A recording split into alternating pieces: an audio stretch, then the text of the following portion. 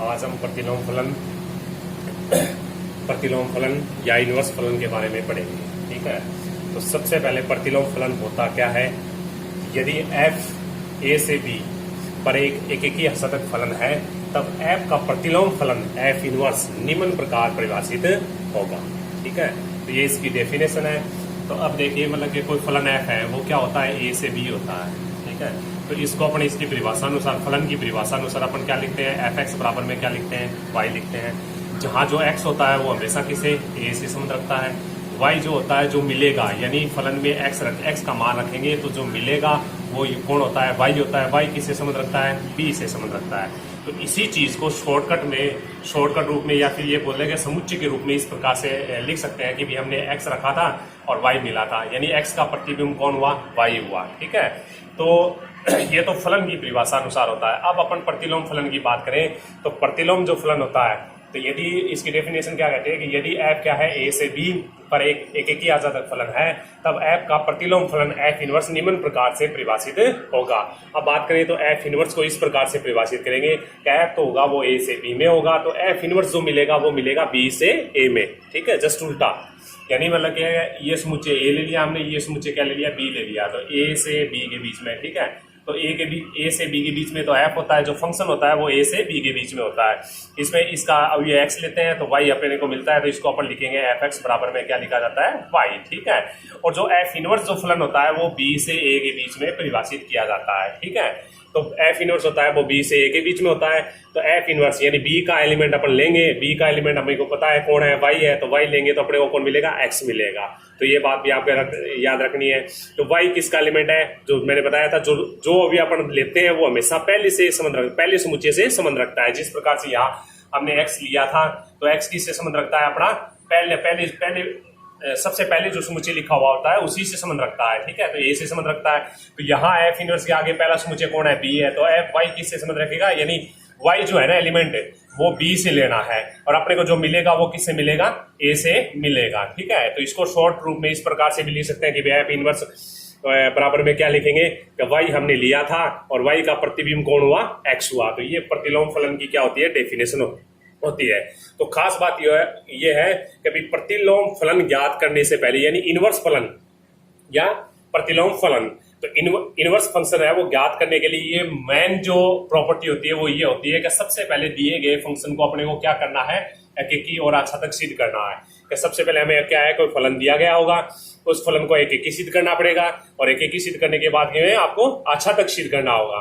तो जैसे ही अपन एकेकी सिद्ध कर देते हैं, आच्छादक सिद्ध कर देते हैं, तो वो फंक्शन क्या कहलाता है, एकेकी आच्छादक फलन कहलाता है। और एकेकी आच्छादक फलन अगर है, दिया गया फलन अगर एकेकी आच्छादक फलन है तो उसका f इनवर्स अपन ज्ञात कर सकते हैं। ठीक है, तो ये डेफिनेशन आपको लिखनी है और इसको थोड़ा सा दिमाग में रखना है कि इस प्रकार से अपन काम करते हैं। ठीक है, अब अपन प्रतिलोम फलन के ऊपर यानी f इनवर्स आपको ज्ञात करना होगा। इसके ऊपर हर बार लगभग एक क्वेश्चन पूछ लिया जाता है, लगभग 3 नंबर का, इसमें से 4 नंबर की ये प्रश्नमाला है, 3 नंबर की ना शायद है, कितने नंबर की थी ये,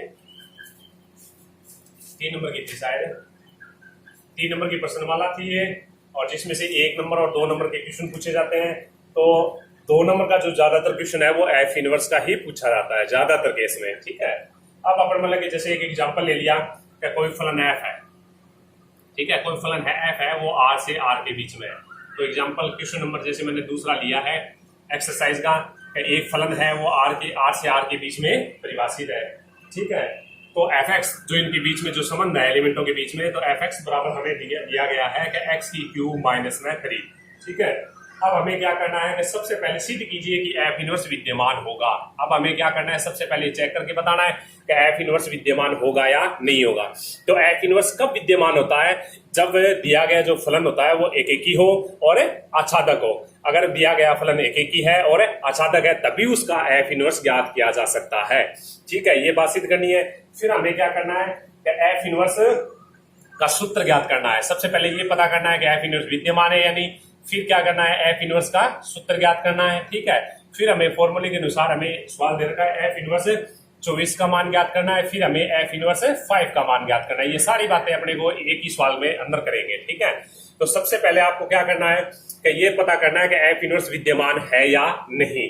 तो एफ इनवर्स विद्यमान है या नहीं इसका पता करने के लिए हमें क्या चाहिए, क्या फलन जो दे रखा है उसको एक एक सिद्ध करना है और आच्छादक सिद्ध करना है। ठीक है, तो एक एक के लिए आपको बता ही रखा है कि अभी एक एक क्या होता है, क्या कोई भी जो फलन है वो मान लीजिए ले लिया, कोई समुच्चय ए ले लिया और कोई समुच्चय बी ले लिया।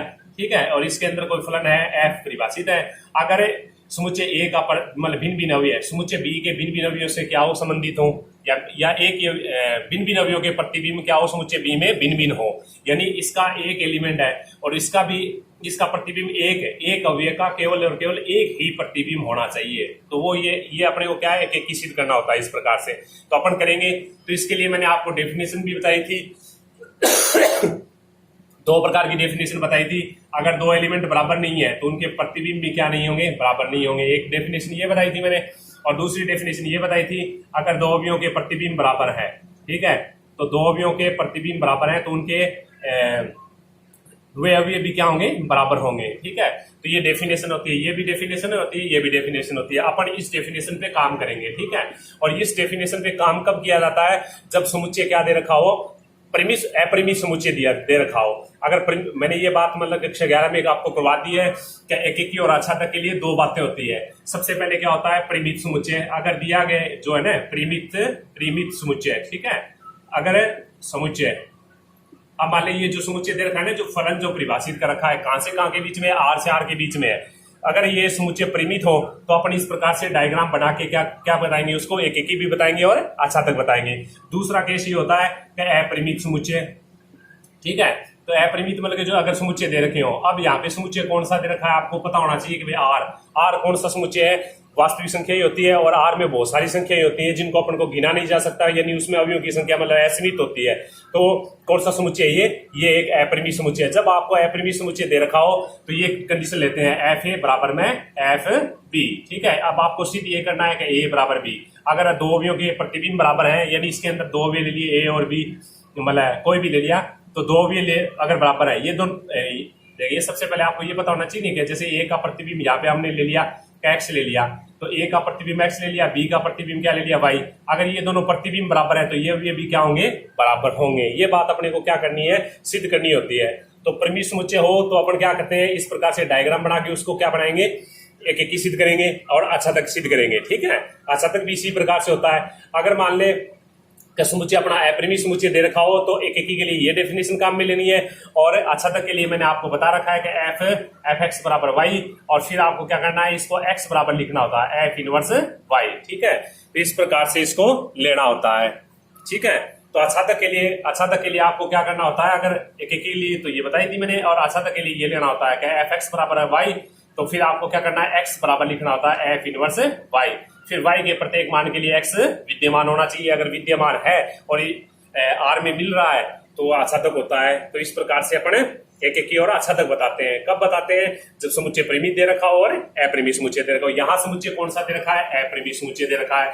तो अपन सबसे पहले एक एक की सिद्ध करते हैं। ठीक है, एक एक की सिद्ध कर दिया। एक एक की सिद्ध करने के लिए क्या किया, एक एक की सिद्ध करने के लिए हमने माना क्या दो अवयव ले लिए x और y है, वो दोनों के दोनों अवयव किससे संबंध रखते हैं, r से संबंध रखते हैं। ठीक है, दो अवयव ले लिया, कोई भी x और y है वो संबंध रखते हैं किससे, r से संबंध रखते हैं। अब हमने कह दिया कि इन दोनों अवयवों के जो प्रतिबिंब है एफ एक्स बराबर एफ वाई है, दोनों अवयवों के क्या है, प्रतिबिंब बराबर है। अब हमें सिद्ध ये करना है कि x बराबर क्या है, y है, तो इसको सिद्ध करना है, ये चीज सिद्ध करनी है, और ये चीज अपन लेके चलते हैं। इतना आपको याद ही रखना कि भी ये चीज हर सवाल में लेंगे। कब लेंगे, जब समुच्चय अपना क्या हो, अपरिमित हो। ठीक है, तो हमें सबसे पहले कह दिया कि माना x और y किससे संबंध रखते हैं, इस r से संबंध रखते हैं। ठीक है, ठीक है ना, x किससे संबंध रखता है अपना, x और y दो एलिमेंट ले लिए, या a और b ले लेते हैं। अगर x y अगर कंफ्यूज हो रहे हो तो हमने कह दिया कि a और b किससे संबंध रखते हैं, r से संबंध रखते हैं, जो इस r से संबंध रखते हैं। अब हमने क्या कह दिया कि एफ ए बराबर एफ बी, यानी इन दोनों अवयवों की क्या है, प्रतिबिंब बराबर है। अब हमें सिद्ध ये करना है कि ए बराबर बी। ठीक है, ए बराबर बी लाने के लिए क्या किया कि ये जो मान है ना, ये मान इसमें रख दिया। जैसे ही अपने एक्सिस का ए रखेंगे तो ये फॉर्मूले के अनुसार ए की क्यूब माइनस क्या बनेगा, 3 बनेगा। ठीक है, बराबर में एफ बी का मान ज्ञात करें तो इसमें क्या कहें, ये जो है ना, ये एफ एक्स जो संबंध दे रखा है, इसमें एक्स बराबर बी रखे तो बी की क्यूब माइनस क्या बनेगा 3 बनेगा। ठीक है, दोनों तरफ क्या किया, -3 कैंसिल कर दिया, तो यहां से बात आती है a की क्यूब बराबर में क्या होता है, b की क्यूब। ठीक है, इसको और आगे सरल करें तो इस चीज को इस साइड में लिए, यानी a की क्यूब माइनस में b की क्यूब इक्वल क्या हुआ, 0 हुआ। ठीक है, ठीक है ना। अब अपन क्या करते हैं, इसी चीज को और आगे करें तो इसको सरल करें तो देखिए ये फॉर्मूला बनता है a की क्यूब माइनस b की क्यूब का फॉर्मूला ये होता है कि a माइनस में b, अब ये आ गया a की स्क्वायर प्लस में a b प्लस में क्या हुआ b की स्क्वायर इक्वल में क्या है 0। ठीक है, अब क्या है क्या a माइनस में b, ठीक है ना। अब अपन क्या करते हैं क्या इसके इक्वल तो 0 हो नहीं सकता, इस या मतलब कि दो बातें दे रखी है कि a गुणा b बराबर 0 दे रखा हो, तो अब आपको पता ही है या तो a बराबर 0 है या फिर क्या होता है b बराबर 0 है। ठीक है, तो यहाँ पे इसके बराबर तो 0 हो नहीं सकता, इसलिए अपन क्या है a माइनस b बराबर 0 ले लेते हैं। ठीक है, तो a बराबर में क्या हुआ, b आ गया। तो इसका मतलब ये फलन क्या है, एक ही फलन है। ठीक है, इसी बात को एक ही फलन तो हमने बता दिया। अब अपन बात करते हैं आच्छादक की बात करते हैं, क्या आच्छादक फलन की बात करें, आच्छादक फलन। अब ये आच्छादक सिद्ध कर रहे हैं कभी ये आच्छादक फलन है या नहीं, तो इसके लिए हमने क्या किया कि आपको पता था आच्छादक फलन में भी वही बात होती है कि भी समुच्चय कौन सा दे रखा है, परिमेय समुच्चय दे रखा है या अपरिमेय समुच्चय दे रखा है। तो समुच्चय कौन सा है, अपना अपरिमेय समुच्चय है। तो इसमें अपन किस प्रकार से काम करेंगे, इस प्रकार से किया जाता है। देखिए y बराबर fx होता ही है, ये तो सवाल में अपने को पता ही है, ये डेफिनेशन के अनुसार y बराबर fx लिख दिया और fx बराबर x की क्यूब माइनस 3 लिख दिया। ठीक है, अब यहाँ से अपन क्या करते हैं कि y बराबर लिख दिया x की क्यूब माइनस 3।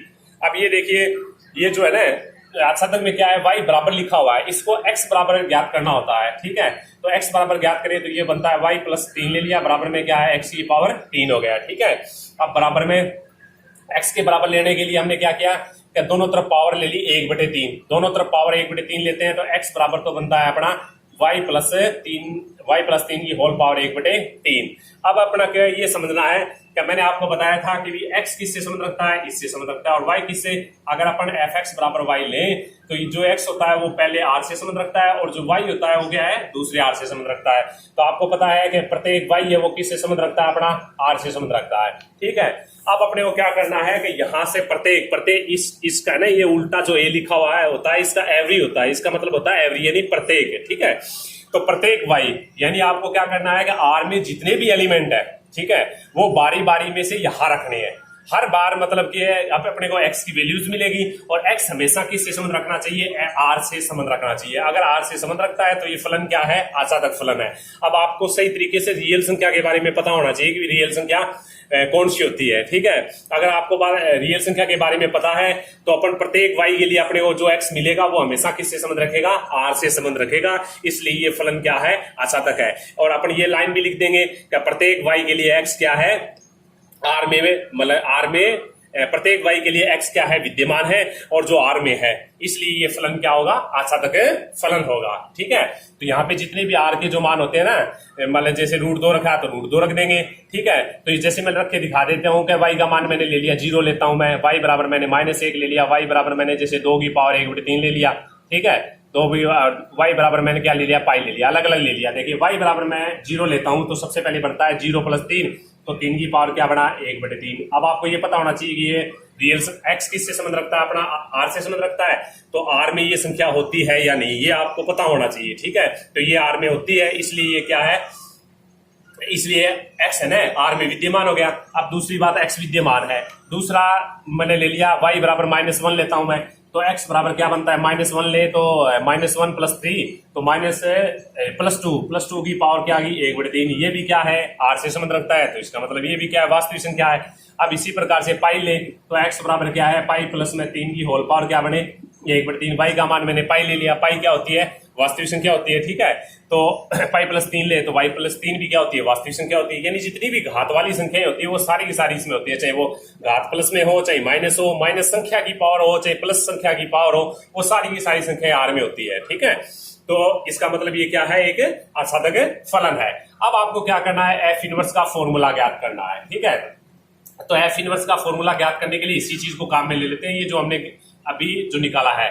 ठीक है, अब आपको पता है कि जो फलन होता है उसकी डेफिनेशन में fx बराबर क्या लिखा जाता है, y लिखा जाता है, और जो प्रतिलोम जो फलन होता है उसमें एफ को इस साइड में ले चलते हैं। जब भी एफ को इस साइड में लाएंगे तो एफ इनवर्स क्या आएगा, वाई बनेगा। तो एक्स बराबर एफ इनवर्स वाई होता है। तो ये एक्स बराबर एफ इनवर्स वाई होता है। ये चीज आपको क्या करनी है, याद रखनी है, ठीक है।